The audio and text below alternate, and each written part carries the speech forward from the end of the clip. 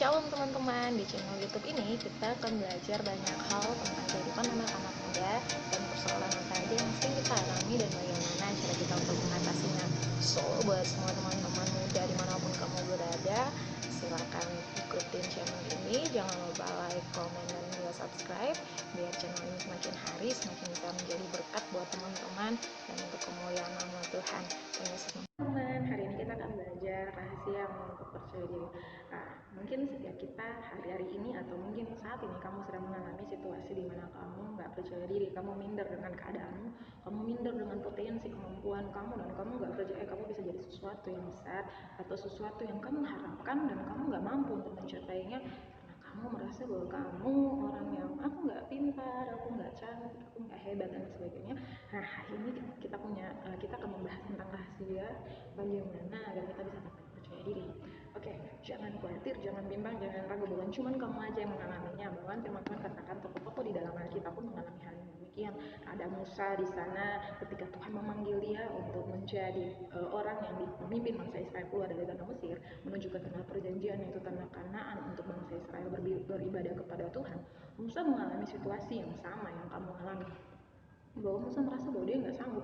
Mungkin hari-hari ini kamu ada dalam situasi di mana kamu dipilih untuk melakukan ini, kamu diharuskan untuk melakukan sesuatu, kamu diberikan tugas dan tanggung jawab, entah itu dalam pendidikan, entah itu dalam keluarga, entah itu dalam pekerjaan, tapi kamu merasa bahwa kamu nggak mampu melakukan, kamu merasa bahwa bukan kamu orang yang tepat. Dengar dengan baik, Tuhan berkata kepada Musa, ketika Musa berkata bahwa Tuhan, aku nggak sanggup karena saya nggak pandai berbicara, saya nggak mungkin memimpin, bagaimana mungkin saya pergi kepada bangsa Israel, bagaimana mereka mau menerima saya. Tapi firman Tuhan katakan dengan jelas di sana bahwa Tuhan menyertai Musa. Tuhan katakan kepada Musa, Musa, bukankah aku yang menciptakan lidah manusia?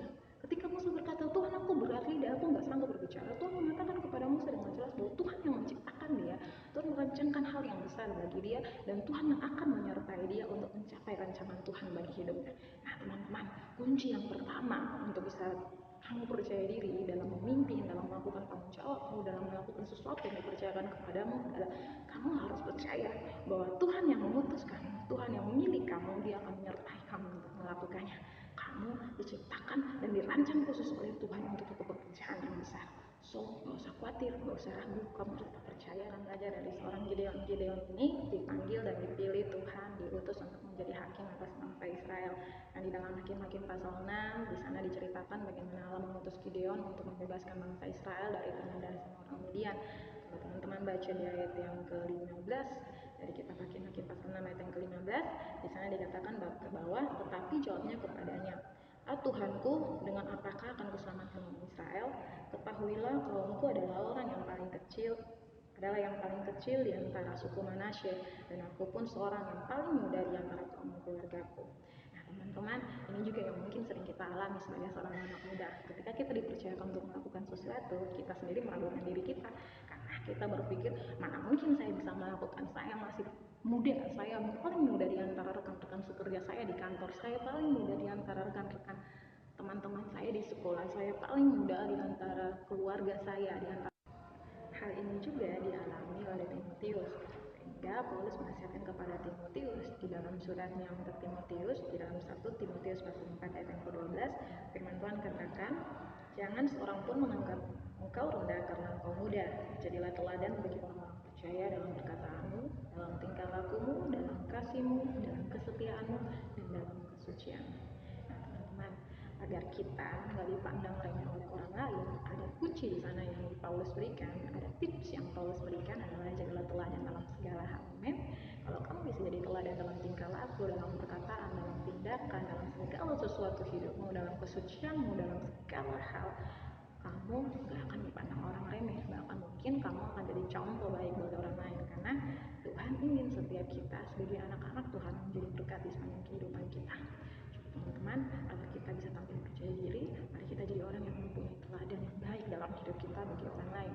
Mari kita lanjutkan lagi tentang kisahnya Gideon. Ketika Gideon pergi berperang bagi bangsa Israel untuk melepaskan mereka dari penindasan orang-orang Midian, Tuhan menjadikan Gideon pergi berperang bersama 300 orang saja dari bangsa Israel. Kenapa? Karena Gideon harus sepenuhnya mengandalkan Tuhan di sana. Teman-teman, kalau kita sudah melakukan segala sesuatu, kita harus tahu yang paling utama dan kita kekuatan kita itu nggak seberapa, tapi bersama dengan pertolongan Tuhan, segala hal yang mustahil bisa kita lakukan dalam hidup kita. Jadi pegang firman Tuhan dalam hidupmu, jangan pernah kamu ragu bahwa Tuhan sanggup menolong kamu, andalkan Dia dalam segala hal. Tiga adalah Saul. Nah, teman-teman pasti tahu siapa Saul ya. Saul adalah raja pertama di bangsa Israel. Ketika bangsa Israel meminta kepada Samuel untuk mereka mau dipimpin langsung oleh raja, maka Allah mengutus Samuel untuk mengurapi seorang raja bagi bangsa Israel. Nah, ketika di dalam kitab 1 Samuel pasal yang ke-10 ayat 17 sampai 27, kalau teman-teman baca akan menemukan di sana bagaimana Saul terpilih menjadi seorang raja melalui undian. Nah, ketika dia sudah mengalami proses undian berakhir dan dia dipilih menjadi raja, ada hal yang menarik di sana yang harus teman-teman lihat di ayat yang ke-27. Dikatakan di sana, tetapi orang-orang Bursila berkata, masakan orang yang dapat menyelamatkan kita? Mereka menghina dia dan tidak membawa persembahan kepadanya, tetapi dia pura-pura tuli. Ini hal yang luar biasa ya. Ketika kamu dipakai, ketika kamu dipilih, ketika kamu diangkat, ketika kamu ditunjuk untuk melakukan sesuatu, mungkin orang lain akan bilang, mana mungkin dia bisa melakukannya? Apa yang bisa dia kerjakan?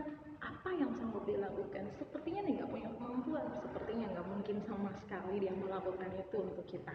Tapi yang paling penting, mari belajar satu hal yang harus kamu pegang dalam hidupmu. Belajar tulikan telingamu dari perkataan-perkataan negatif orang lain. Nah, Saul mengalami demikian. Dia mengalami situasi di mana orang-orang meremehkan dia, tapi dia memulihkan telinganya dari semua perkataan-perkataan yang gak membangun buat dia. Ini hal yang penting buat setiap kita.